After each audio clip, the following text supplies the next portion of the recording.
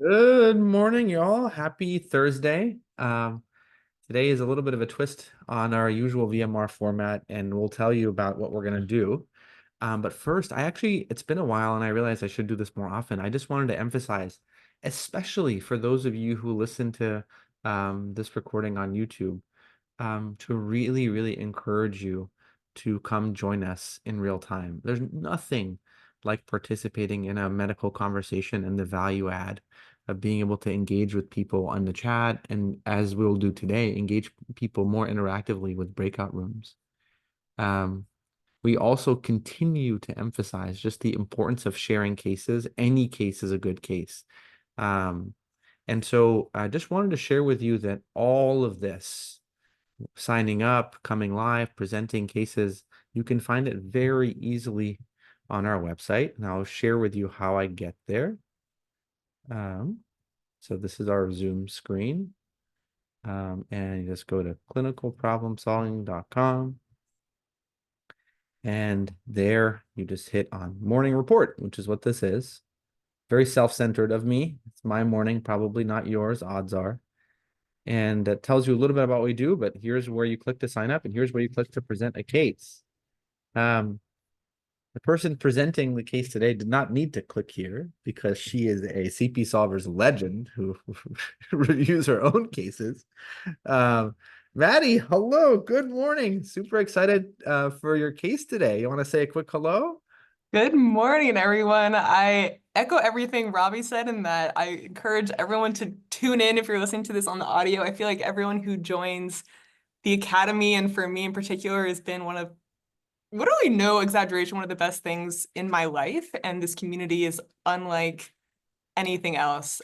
So I just finished my night shift and I'm so excited to present and to be here. Yeah, Oh my gosh, you're such a trooper. You finished right before this, huh? finished at 6 and now it's 7. Oh my gosh, Maddie. So real. That's so cool. Well, before we dive in and talk about this case, I just want to pass on the mic to the people who are making it happen today. In the scribing role, we have Masa, who I'll hand the mic to say hi. Hey everyone, I'm Masa. I'm a medical graduate from the United Arab Emirates, and I will be scribing today. Awesome, Masa. Alrighty, and passing the mic to Julia, who we're dedicating this week to, despite her resistance and reluctance, because she has been heavily involved in making sure this happens throughout the week. So, Julia, you want to say hello? Sure, Robbie. Thank you so much for this kind introduction. I'm, as always, very excited for the case, and I can just add a little bit to what Maddie said. I think I cannot emphasize enough how special this community is and how grateful I am to be part of it. And it always makes my day. I'm excited for today. Let's get started, I think. Awesome. So what we're going to do a little bit differently is we're actually going to solve this case together as a whole group. And so after Maddie presents, I encourage you all to join the breakout room. So you're going to get a prompt to join a breakout room. If you would rather not, don't worry about it. Just stay in the main room and just hang out. But if you're up for it to chat with all these amazing CP Solvers Academy members, hop into the breakout room, share your thoughts to what's going on, and then and we'll reconvene and hear from people as we go. Okay. All right, Maddie. I think Masa, you can go ahead and share your screen, and Maddie, we can rock and roll. All right, great. So for aliquot 1, so this case, the way I saw this case was on a consult service in a hospital.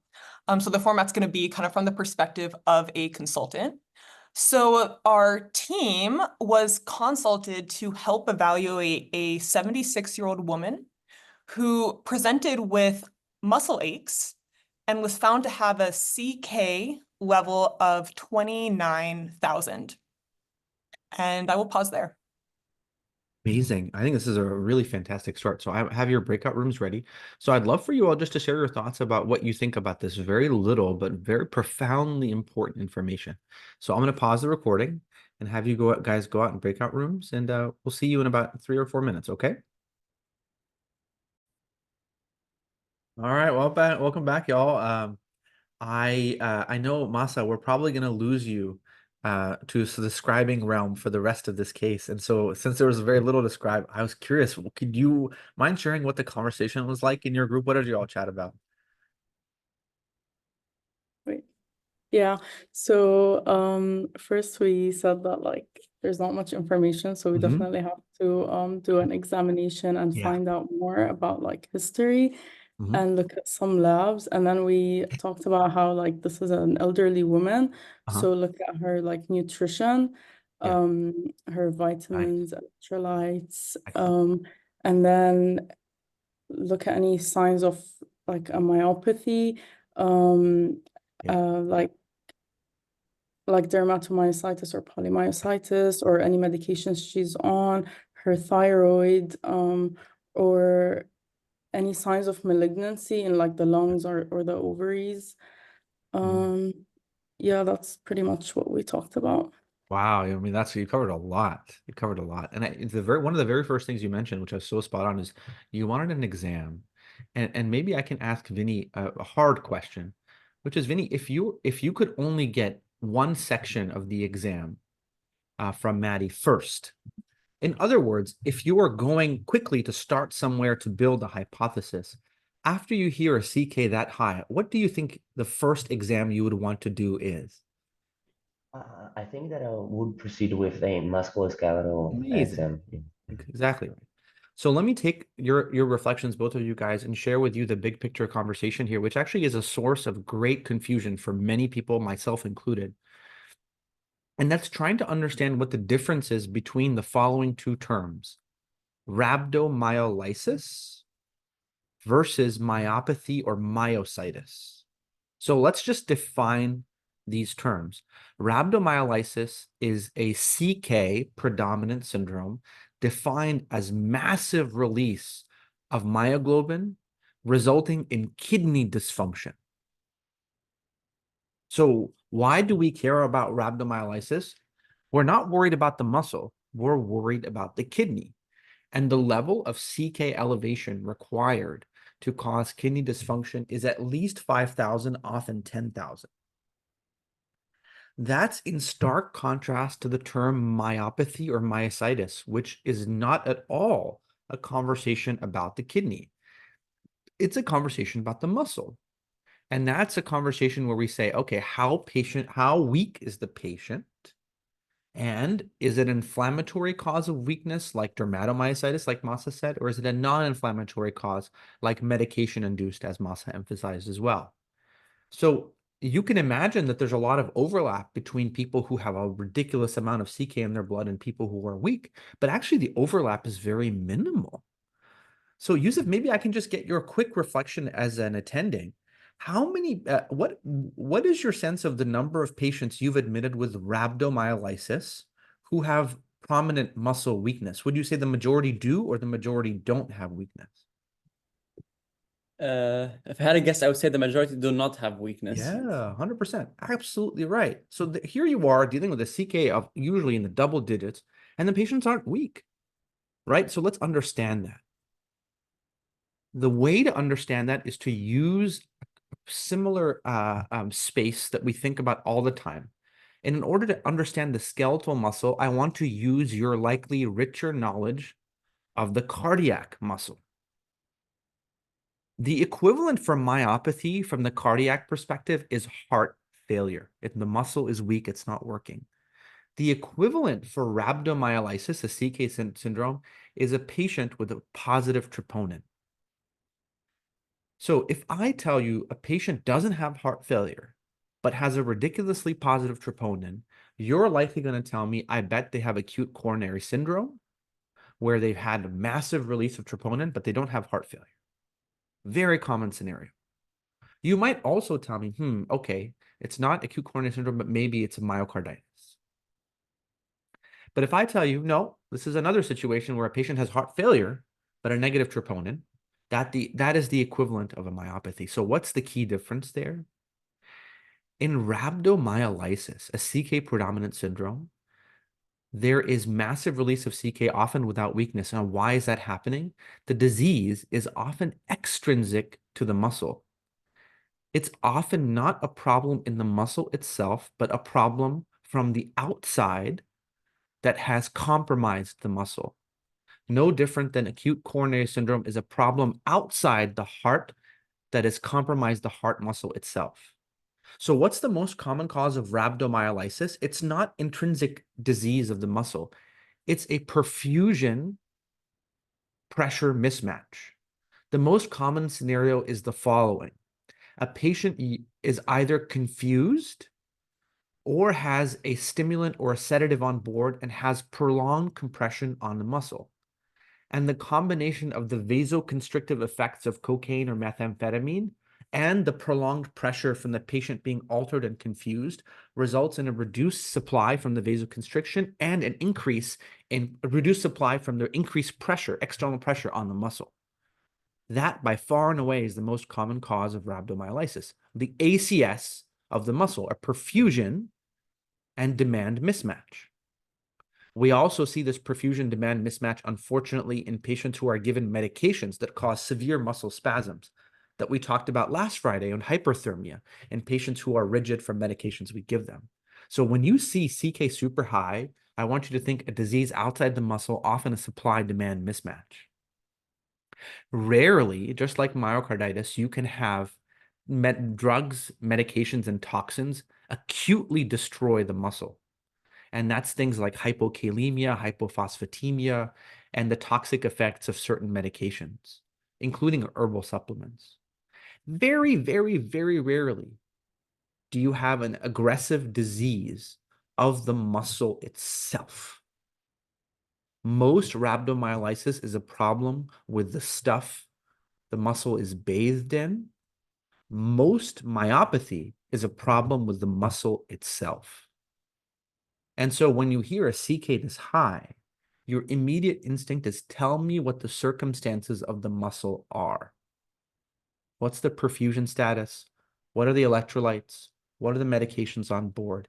And only after you exonerate these things should you be suspicious of the very few intrinsic diseases of the muscle that can cause a CK this high. And the reason that intrinsic diseases don't usually cause a CK this high is because most marked CK elevations are really acute diseases. And the reason that the patient presents is because they have pronounced acute pain and asthenia, don't have weakness. And it's often too soon for them to develop weakness. So Maddie, I would say that the CK elevation here should prompt reflexively. Of course, you're presenting this in a different manner, but if I just know this, I would want the patient to be on aggressive intravenous hydration. I would be very curious to know two things. What is their creatinine? How impaired is their kidney function? And do they have weakness or not? And if they do have weakness, I will move faster to go quickly through the extrinsic causes to start to wonder about intrinsic diseases. Very, very important circumstance to do that. But I think the initial gaze is, what's the perfusion pressure issue and what are the electrolytes and the medications? All right, I'll hand the mic back to you to tell us more. That was absolutely brilliant. And I love the analogy with acute coronary syndrome. I never thought of it that way. All right, so to give a little bit more information on how this patient came to the hospital. So she actually presented to an outside hospital for diffuse muscle aches and fatigue that had begun 2 weeks prior, and over this 2-week period had progressively worsened. And at this outside hospital, she was found to have elevated liver enzymes. So at this outside hospital, the AST was 1.9 thousand, the ALT was 700, and the ALK Phos was 794. And because of the severe liver elevation, she was transferred to the hospital where I ultimately met the patient. And when she arrived at the hospital where I met her, she described pain and aching specifically in the hip girdle area and in the shoulders. She described kind of pain in her bilateral upper thighs when walking and noticed difficulty getting up from a seated position due to this weakness that she felt. Brief review of systems, she is not having any difficulty breathing, no chest pain, abdominal pain, no skin changes, no rashes that she noticed, no dysphagia. It's really the only thing that she had been experiencing was this diffuse muscle aches, predominantly in the shoulder area and the hip girdle. And I'll pause there. Awesome, Eddie. I'll just share my thoughts on this round of data, and then we'll do a breakout room at the next round. I think you're sharing with us such a cautionary tale about liver enzymes not being specific to the liver. And I think that whenever you see an AST to ALT ratio this high, with the AST ALT ratio being more than 2 to 1, I think we're often taught to immediately think about alcohol use. But you can immediately rule out alcohol use as the sole contributor of this patient, because alcohol-related liver injury never causes an AST ALT above 300, 400. And so when you have an AST ALT ratio this high, you are very likely are finding that this is probably an extrahepatic source of AST and ALT. And the extrahepatic sources that are cited include hemolysis, myocardial injury, and then finally rhabdo. Hemolysis and myocardial injury will never result in an AST ALT this high without the patient suffering from much more severe consequences, likely death. And so this pattern is virtually diagnostic of a super high CK elevation because of the marked ratio and the degree of the liver enzymes. The marked ratio prioritizes alcohol versus extrahepatic, and the degree of liver enzyme basically only makes CK a very likely cause. You sometimes will see ischemic hepatitis cause an AST-ALT ratio that is AST predominant, but it's very, very unusual for it to be this extreme, almost 3 to 1. So I think that that's the cautionary tale that I think you're hearing. The other piece of information that we got is the time course, which is subacute in nature. And I think that's a big red flag.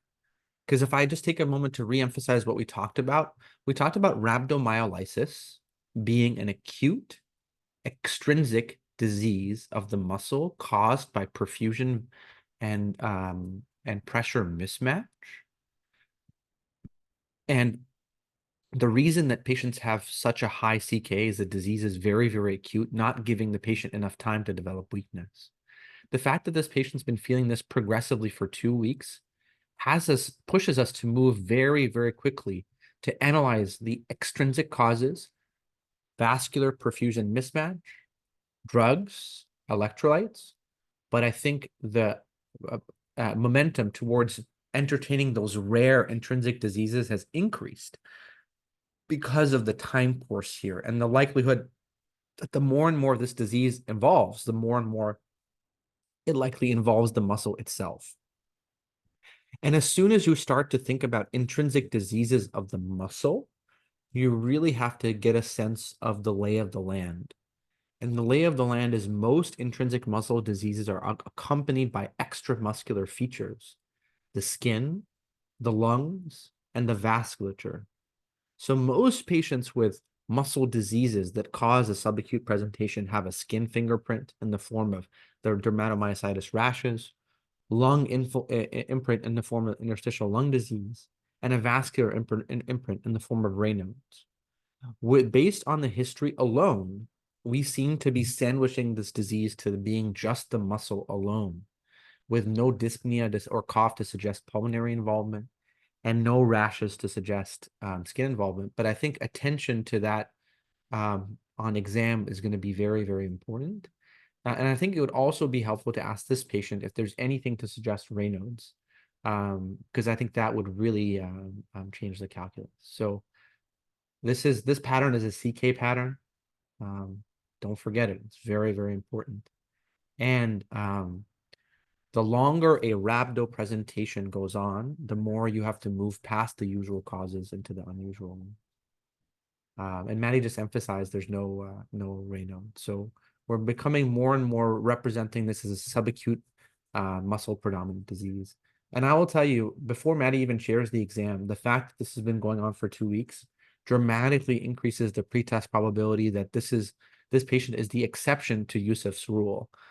The probability of this patient having some weakness on exam is decently high based on the fact that she's been leaking 29,000 CK for possibly 2 weeks. All right, Maddie, I'll give the mic to you. All right. Absolutely loving the discussion. I'm learning so much. So for her past medical history, so she has a history of chronic hepatitis B infection. She has a history of type 2 diabetes with the latest A1C of 6.7. She's not on any medications for that. She's had a prior cerebellar stroke. She has a history of hyperlipidemia. And she has a history of hepatocellular carcinoma with metastatic disease to the abdomen. And she's had quite a complicated history of this hepatocellular carcinoma, so I'm just going to briefly share some of the highlights of this, this part of her past medical history. So she was diagnosed 10 years ago from a liver biopsy. She ended up getting a surgical resection. And in terms of her treatment history for the hepatocellular carcinoma, in the past, she has been on an anti-PD-L1 and anti-VEGF therapy in the past. But most recently, her treatment has been with dual checkpoint inhibitor therapy. So a combination of an anti-CTLA4 and anti-PD-1 therapy. So she started that dual checkpoint inhibitor therapy 2 years ago. She started it 2 years ago and finished it 2 months ago. And most recent surveillance imaging of the liver showed response to therapy and shrinkage of the known areas of the disease. And then as I mentioned, she had been on checkpoint inhibitor therapy, and she has a history of several complications of that therapy. So some of the complications from the immune checkpoint therapy has included colitis, some pituitary gland dysfunction that was complicated by hyponatremia, and most recently, a hospital admission 2 months ago for hepatitis that was presumed to be from the immune checkpoint inhibitor.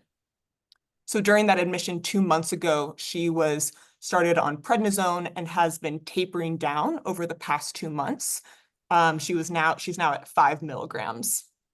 Her dual checkpoint inhibitor therapy was discontinued, as I mentioned, 2 months prior to presentation.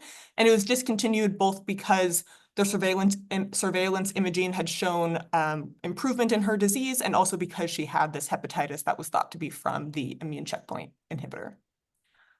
For surgical history, she had had a left hepatectomy, and she had also had an excision of a mass in kind of the rectus abdominis muscle that was part of the metastasis from the HCC. No pertinent family history. Social history, she was born and raised in Korea, lives with her daughter in Colorado, is retired, does not use alcohol, does not use any other types of drugs. For medications, she takes entecavir for her hepatitis B infection. She takes a statin for her hyperlipidemia. That statin was stopped during the last admission when she was admitted for her hepatitis, but she was recently restarted on it. Does no recent antibiotics, does not take Tylenol use, no over-the-counter supplements. And I will pause there. Awesome, Maddie. This is super helpful and very rich information. So why don't we go into breakout rooms again and just share your thoughts about what's going on, and we'll see you all in a few minutes, okay?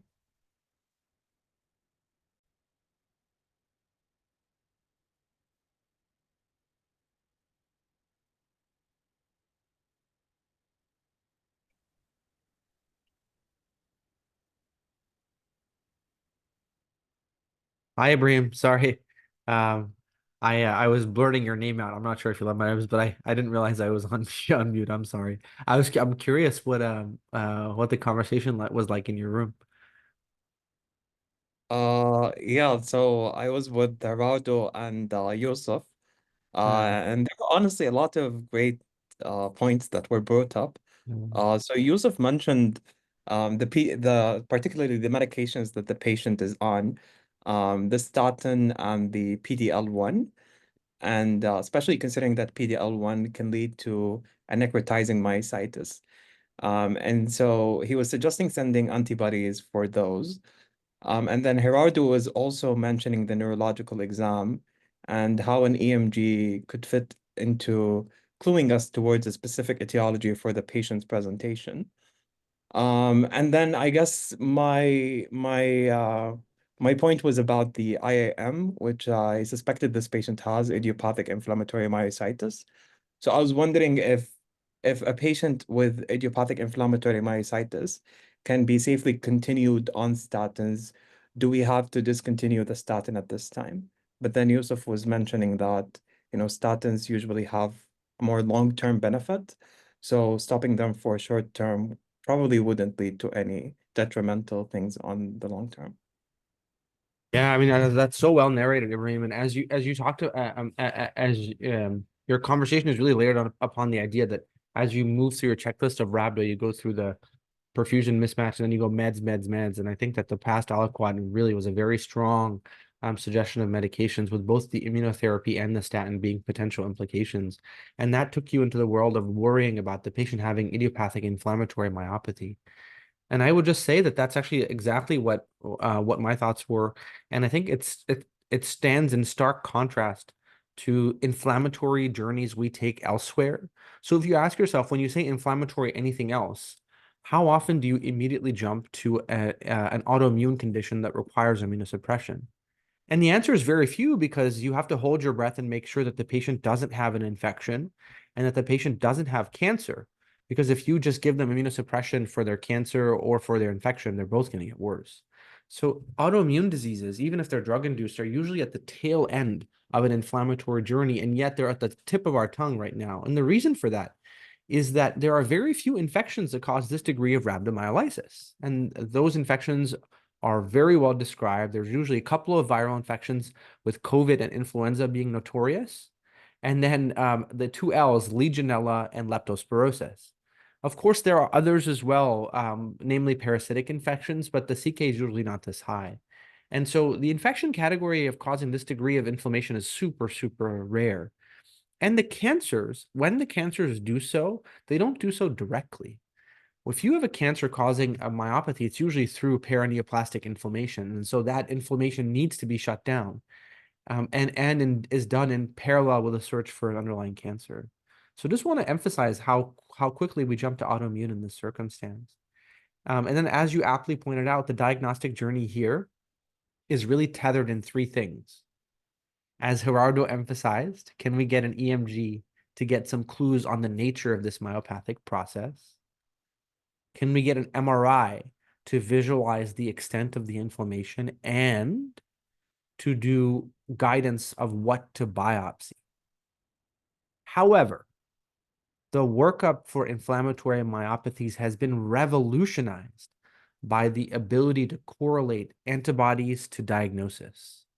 And so less and less people are getting the trifecta I just mentioned, with increasing reliance on the accuracy of serological markers to predict disease.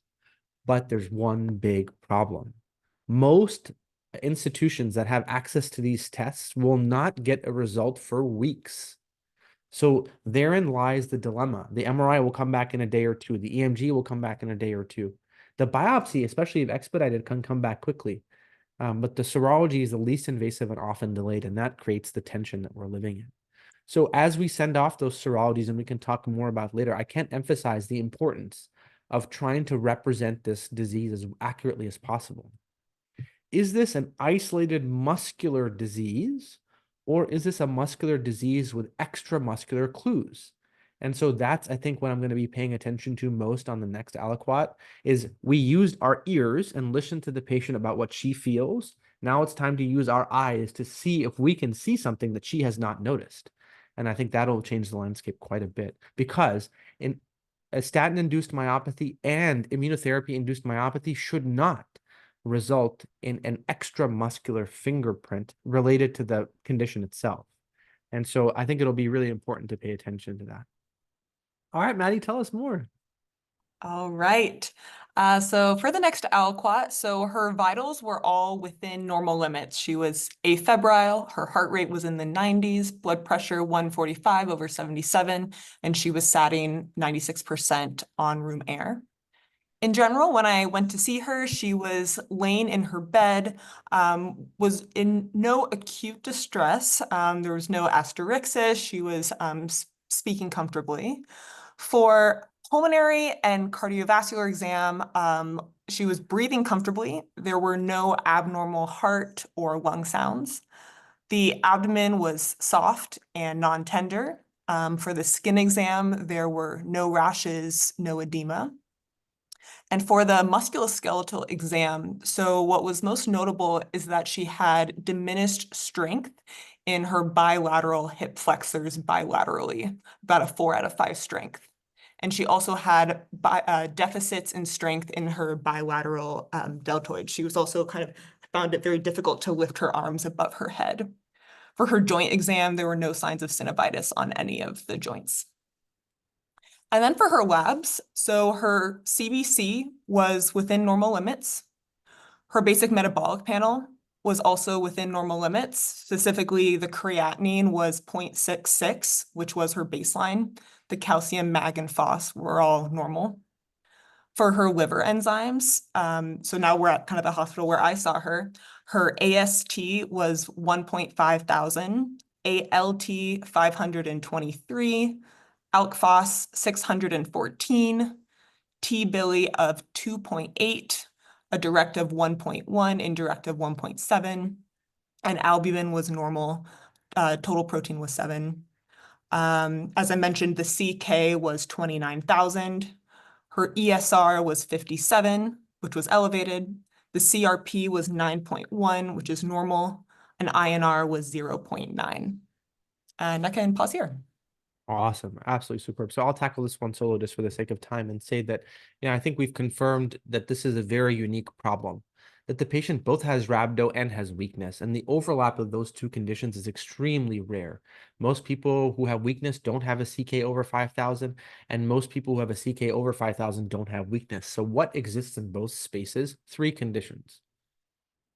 Autoimmune inflammatory, autoimmune necrotizing myopathy, statin-induced or otherwise, characterized by either a positive HMG-CoA reductase or a positive SRP, and some cases are seronegative. The biopsy has a characteristic pattern of macrophage infiltration and excessive necrosis. Immunotherapy-induced necrotizing myositis, which is at play here, which is a seronegative condition in the context of immunotherapy. And then finally, and importantly, vasculitis of the muscle. We often forget to think about the fact that muscles can get ischemic and cause necrosis when they have aggressive vasculitis. And so examples of this include encovasculitis, but especially in this patient with a history of hepatitis B, you have to think about the possibility of polyarteritis nodosa. Most patients who have polyarteritis nodosa related to hepatitis B do so early in the phases of the infection, often within the first 6 months, and are often viremic. And those two things are unlikely in this patient who's had it for a long time and who has entecavir on board. So I think while the latter is a very intriguing hypothesis, it's less likely in this context. And importantly, the patient doesn't seem to have any extra muscular features of vasculitis, which is described but rare. The patient has no rash, does not have mononeuritis multiplex. And while we don't have the UA, I think it would be helpful to make sure that this patient does not have RBCs in their urine. Don't forget, we're going to expect to see a lot of blood on their urine, but that blood is not real blood, it's the myoglobin. But making sure they don't have proteinuria or hematuria would be a simple step, but probably not going to be see, Maddie's trying to look it up now. It's okay, Maddie. Don't worry about it. Looking at her chart, I hadn't written that down. That's okay. We'll just call it negative. Yeah. Reading between the lines. So I think that the concept here is make sure that when you focus on autoimmune diseases of the muscle, to not forget perfusion, i.e. vasculitis. So I think the focus here now probably on this patient would be attention in the consult service about how to make progress. Do you get an EMG? You probably don't need it because the patient has overt weakness.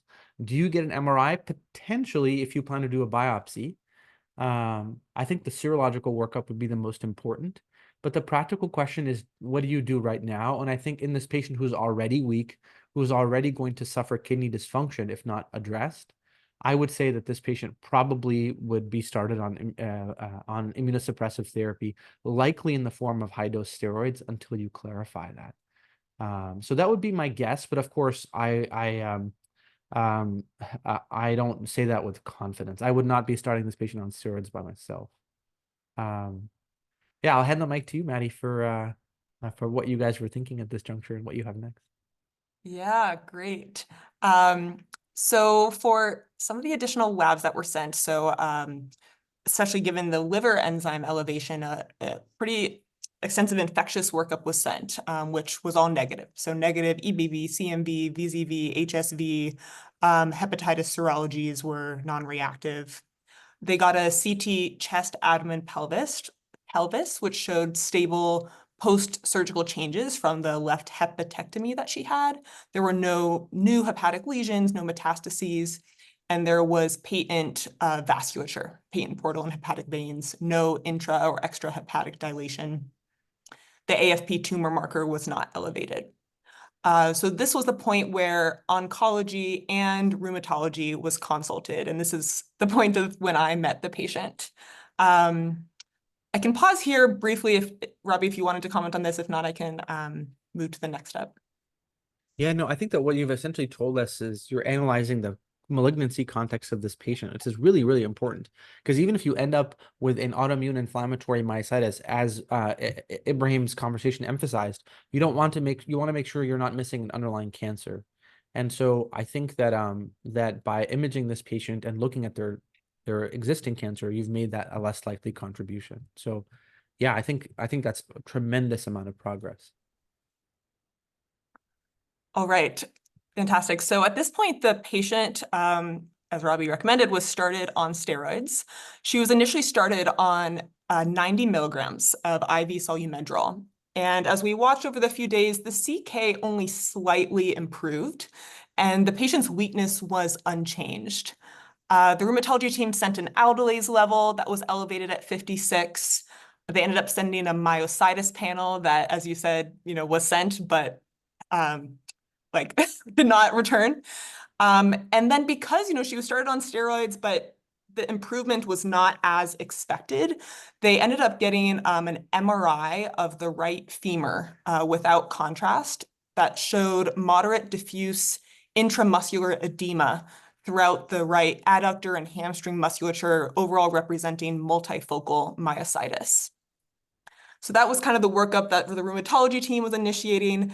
From kind of the elevated liver enzyme perspective, the liver enzymes also with this 90 milligrams of IV solumedrol still remained elevated. And so to ensure there was no alternative pathology like an infiltrative disease, they actually underwent a liver biopsy that showed minimal portal and lobular inflammation, that findings that were overall not entirely specific, but they kind of mentioned the differential, which I guess I'm not sure, but overall just showed minimal portal and lobular inflammation, and the findings were not entirely specific. So maybe I can pause there to see if you have any thoughts, and then I can ultimately share how our team was thinking of the patient and how we changed our treatment. Yeah, no, that's super helpful.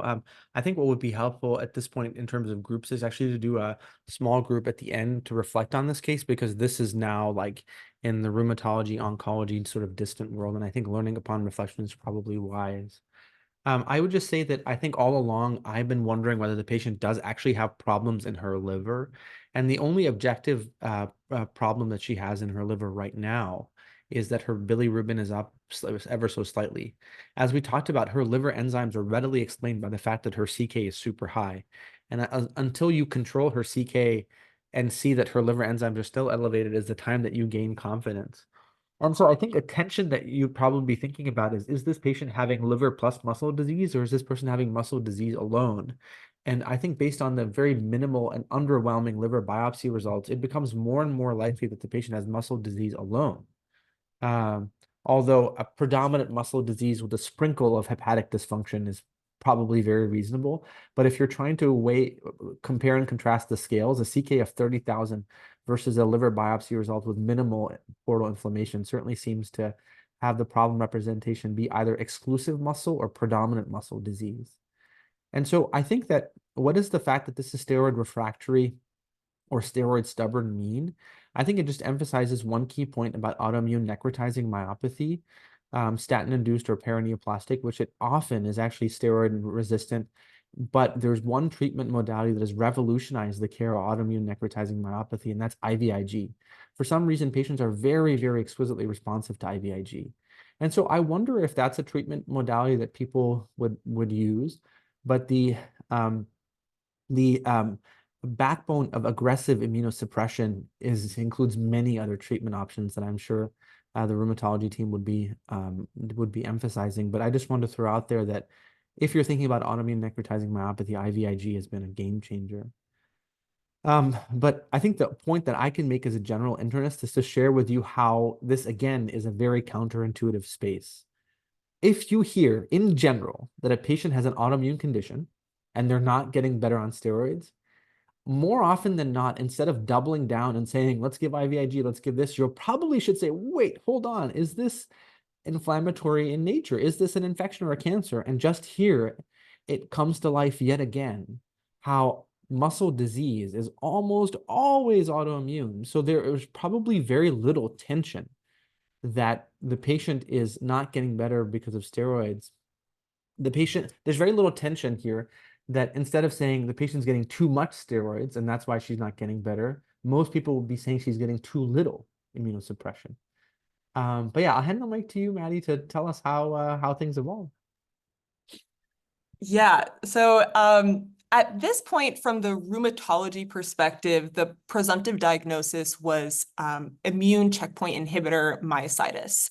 There were, exactly as Rabih said, there was no kind of skin manifestations or kind of extra muscle manifestations to consider things like dermatomyositis, for example.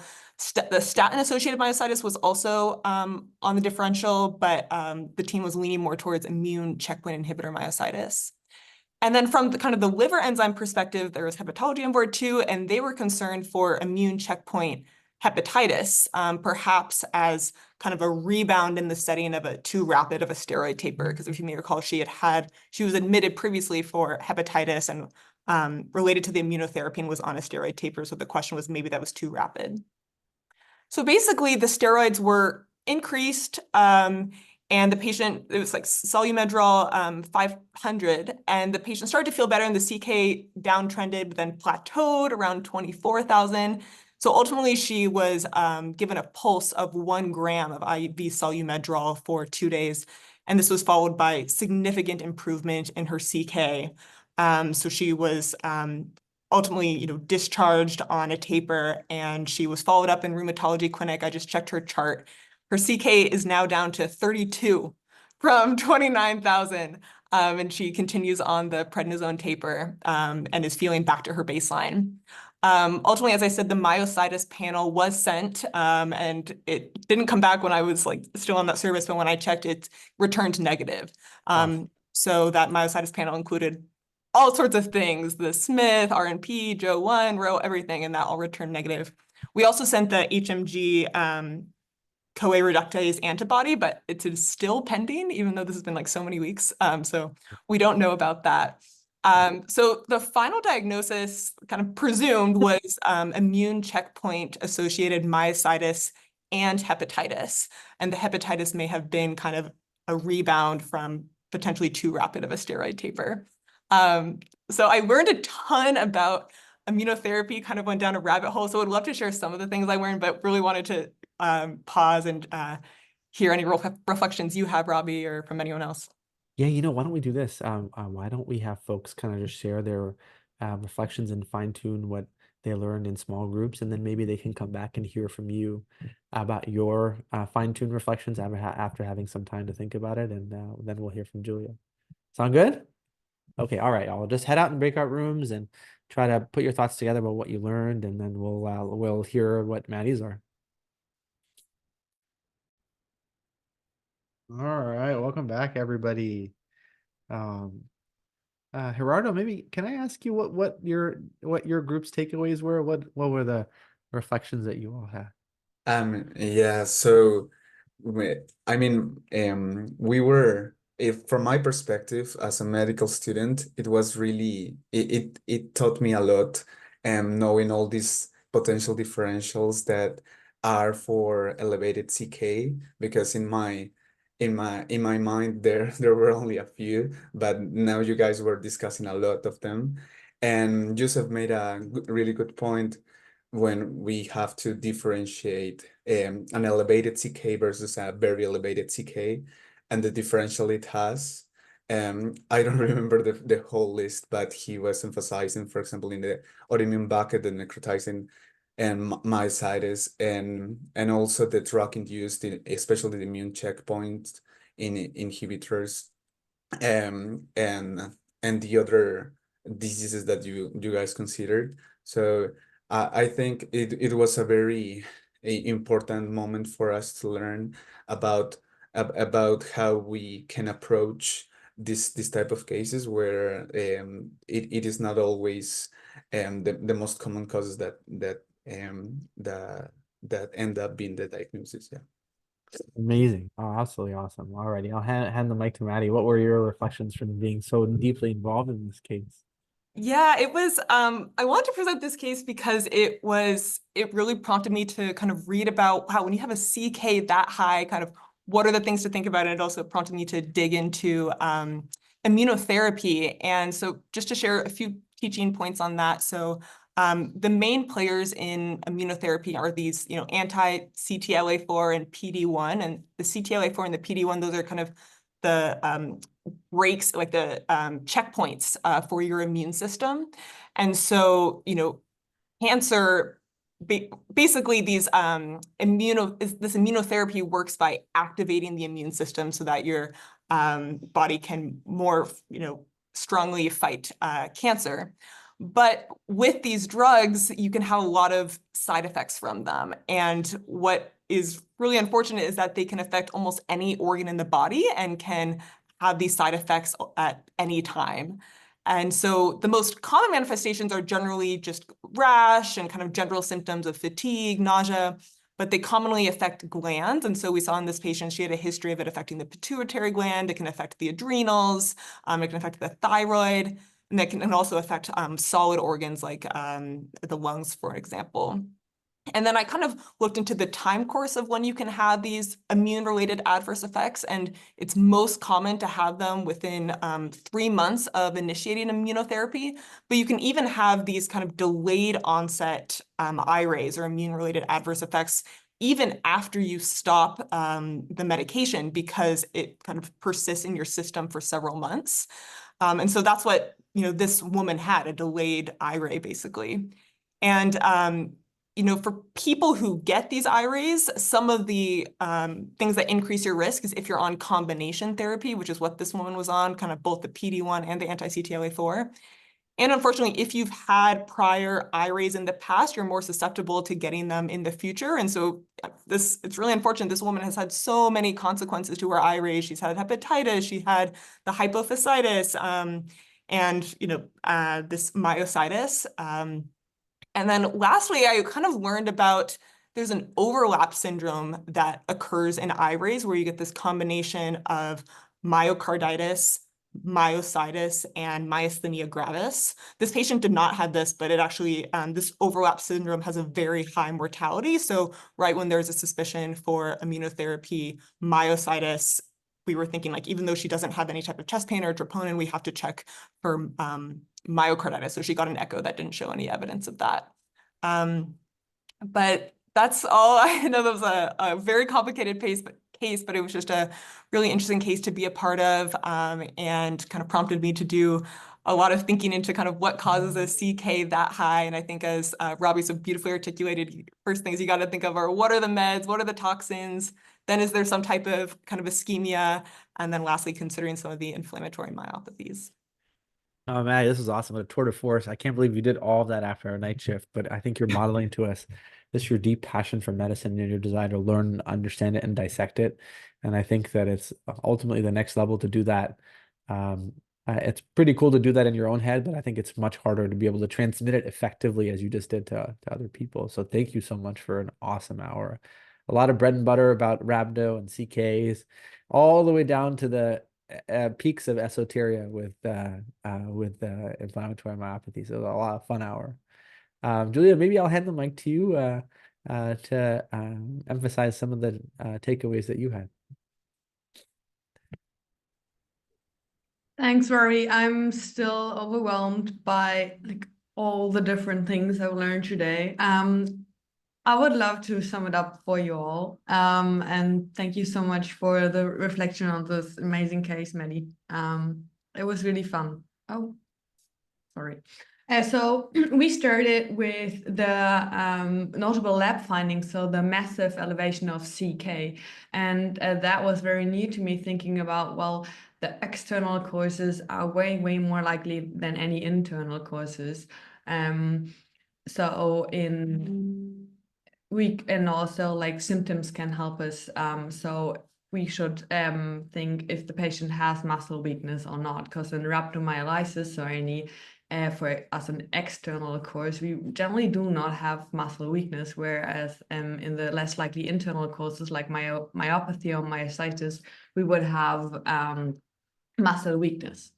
There are different causes like non-inflammatory, like MADs, or inflammatory sources for myositis or myopathies.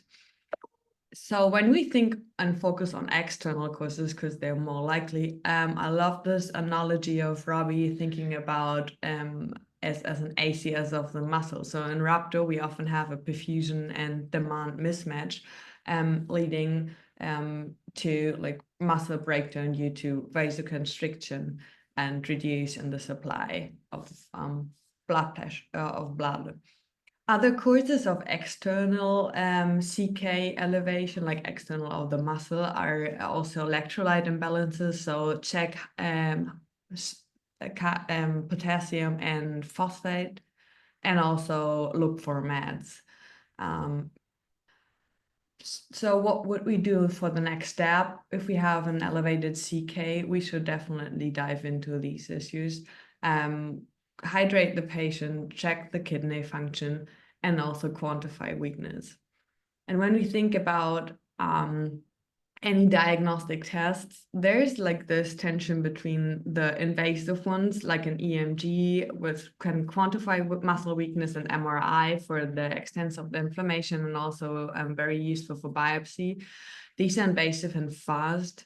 But if we have the more like non-invasive tests like serology on the other side, they have a diagnostic delay, and we have to like kind of juggle these tension. Then our patient presented with an elevation in liver enzymes, and there was a ratio for AST elevation that was greater to ALT. So what can we think, or what causes can that be? It could be an alcohol use disorder, hemolysis, myocardial injury, but all these present with not that high elevation of AST. And the fourth one we were thinking is rhabdo, because the CK, like the degree of elevation, is more consistent with that. Also, to like go back to the patient, the whole picture, we should really focus if we find any hints for extramuscular symptoms, like on the skin, like any rashes on the lung, or vascular symptoms like Raynaud's, that can help us to narrow down our diagnosis. In the end, we had like the overlap of rhabdo and weakness, and there are pretty much three causes for it. So we have autoimmune necrotizing myopathy, immunotherapy mediated ones, and vasculitis.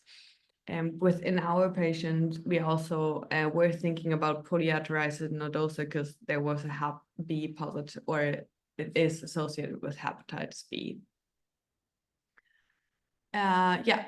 Lastly, we had a liver biopsy, and also like everything was signing to an autoimmune necrotizing myopathy, which can't typically be steroid refractory. But IVIG is a very good therapy if it's steroid refractory. That's something that was new to me as well.